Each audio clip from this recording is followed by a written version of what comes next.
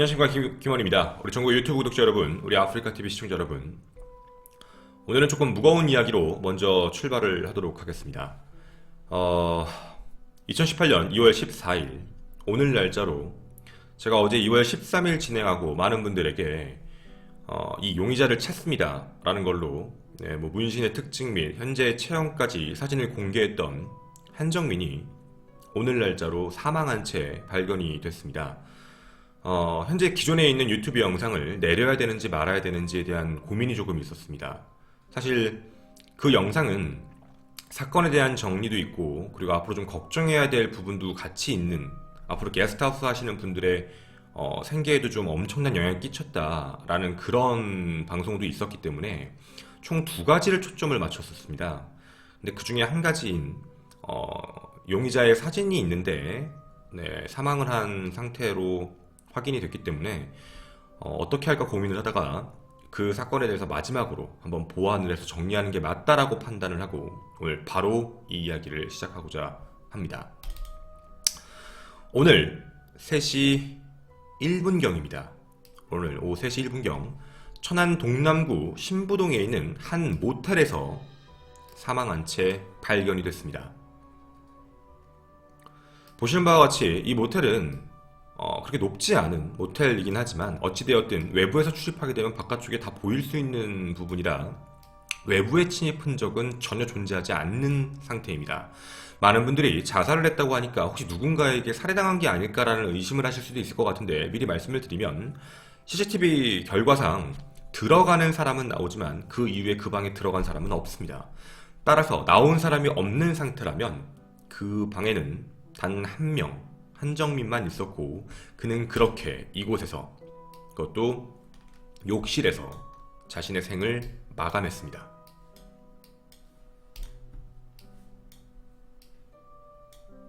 오늘 공개된 사진입니다. 저도 사실 이 이야기를 오늘 계속해서 확인을 해보고 있었습니다.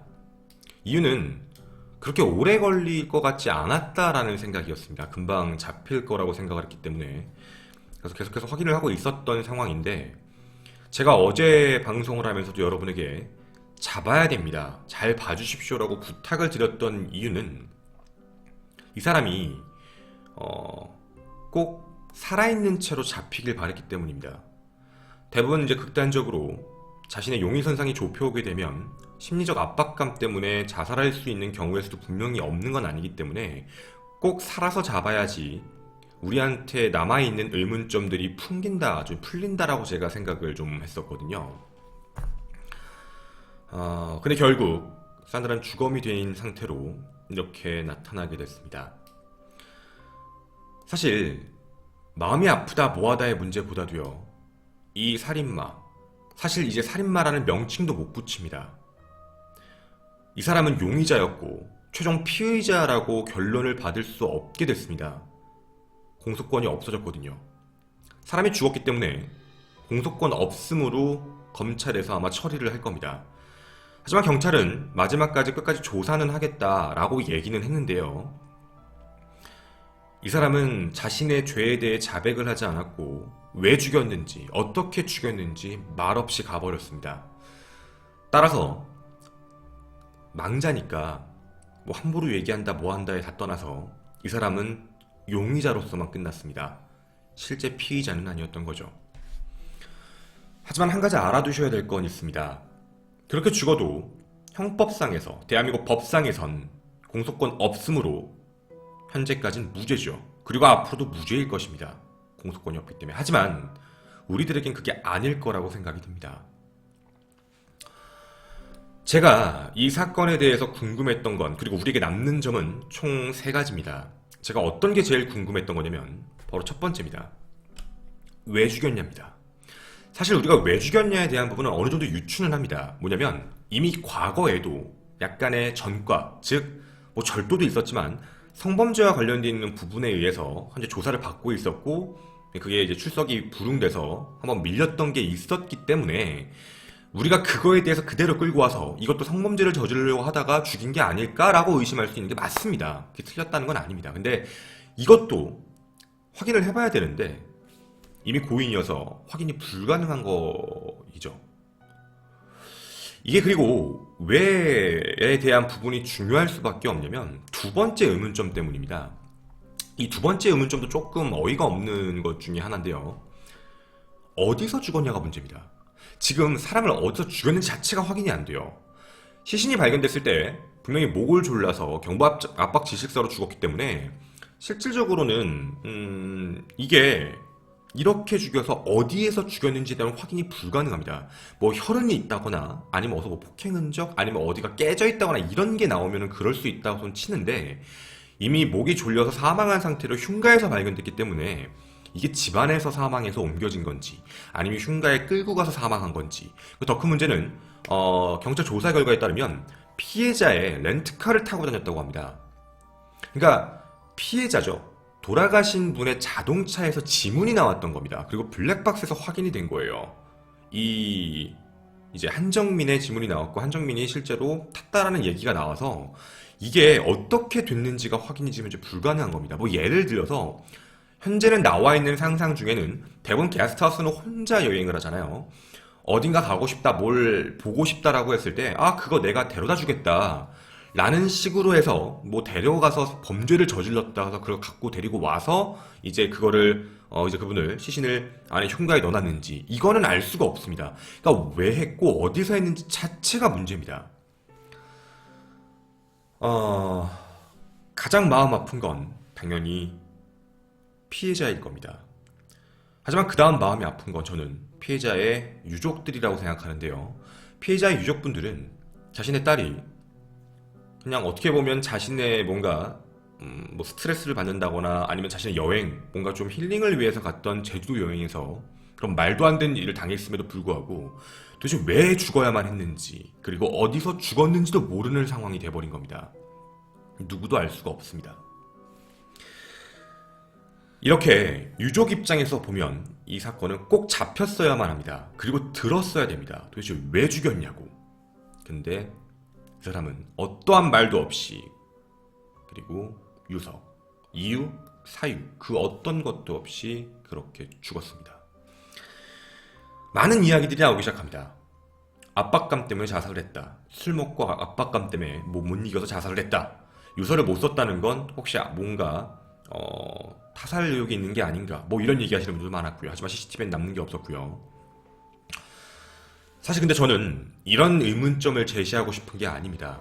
제가 생각하는 세 번째 의문점은 제주도 내에서 현재 이런 성 관련 범죄 혼자 다니시다가 위험하게 생겼던 범죄 관련이 현재 미해결 건수가 강간 미수까지 포함하게 되면 약 4,000건 정도가 있다고 합니다.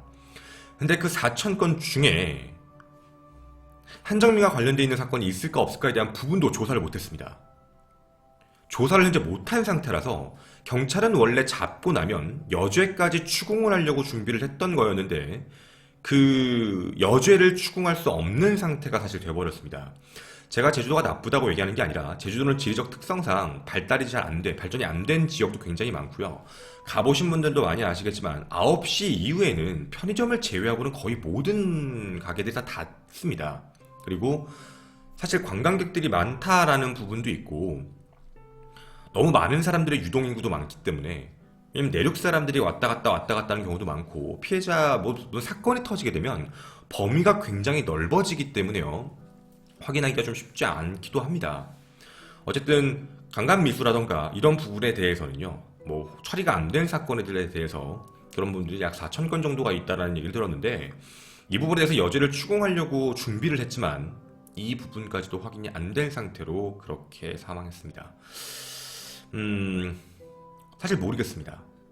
그리고 망자기 때문에 뭐 함부로 얘기하면 안 된다라는 것도 저도 어느 정도는 알겠지만 근데 제가 혼자 생각을 하는 부분은 자살을 해야 될 만큼의 압박감이 그렇게 컸다면 저도 의문점으로 남는 건 왜 도주를 그렇게 했고 그리고 사실 제가 어제도 그렇게 얘기를 해드렸어요. 이게 마음 먹고 피하면 피할 수 있는 건덕지가 좀 많다. 살인 혐의는 맞지만 계획적인 게 아니라 우발적 살인 혐의가 입증만 되면 생각보다 그렇게 큰 형량이 나오지 않을 수도 있다라는 부분을 제가 어제도 분명히 말씀을 좀 드렸습니다. 이제 다 제가 어제 이제 방송 끝나고 말씀을 드렸던 거였는데, 녹화 끝나고 얘기를 드렸던 건데, 이게 좀 나쁘게 이용을 하면 나쁜 이용입니다. 자, 만약에 성범죄 관련 증거가 만약에 아예 안 나온 상태에서 본인이 내 자기 입으로 성강간을 하려고 하다가 반항을 해서 그래서 죽였다 라고 얘기하면 성범죄에 관련 우발적 살인이 됩니다. 하지만 성범죄 때문에 처벌을 좀 받겠죠. 더 크게. 근데 만약에 자기가 얘기할 때 계획적 살인이었다라는 말까지 나오면 가장 위험하죠. 성범죄 준비했고 안 되면 죽일 계획까지 했는데 그래서 죽였다, 뭐 이런 식으로 나오면 정말 답이 없는 겁니다. 가장 큰 형이 나올 수도 있는 거고. 하지만 이게 정말 이상하게 얘기하면, 제가 어제도 사진을 보여드렸지만 마지막 사진이 술을 먹었잖아요. 술을 먹는 부분이 있었기 때문에 나는 술을 먹었다 입증은 됩니다. 술을 먹었고 그날 사실 나는 피해자의 현금을 훔치려고 했다, 훔치려고 했는데 나를 그걸 발견해서 목을 졸라 죽였다 라고 만약에 진술을 해버리게 되면 우발적 살인의 강도 혐의까지만 딱 매겨지고, 어떻게 보면, 그리고 자수까지 하게 되면 조금 형량이 어느 정도, 완전은 아니지만 대한민국 법상으로는 네, 정상 참작이라는 게 어느 정도 될 수도 있다라고 제가 어제 녹화 중에는 말을 안 했습니다. 방송으로 했죠. 방송 끝나고 말씀을 드렸었는데, 그래서 반드시 잡아야 했었습니다. 잡아서 정확하게 이유를 알았어야 됐는데요. 그 이유를 알 수 없게 됐습니다. 죽음을 선택한 이유가 되게 이상했습니다. 왜냐면 앞에 변호사가 있었거든요. 이미 몇 개월, 6개월, 7개월 전에 있었던 그 사건에 대해서 그때 당시에도 약간 술을 먹인 사람을 성 관련을 하려고 했다라는 그 상태였는데, 그때도 변호사가 있었거든요. 근데 왜 어째서 이번 같은 경우에는, 물론 압박감 때문에 자살했다는 것도 저도 합리적 판단이라고는 보지만 이렇게까지 네, 자신의 생명을 갑자기 끊고 어떤 유서도 없이, 그리고 피해자의 자책감이라고 하겠습니다, 그것도 없이 그렇게 해버렸습니다. 제가 그게 잘 이해가 가지 않습니다. 어쨌든 이렇게 의문점만을 남기게 되었습니다.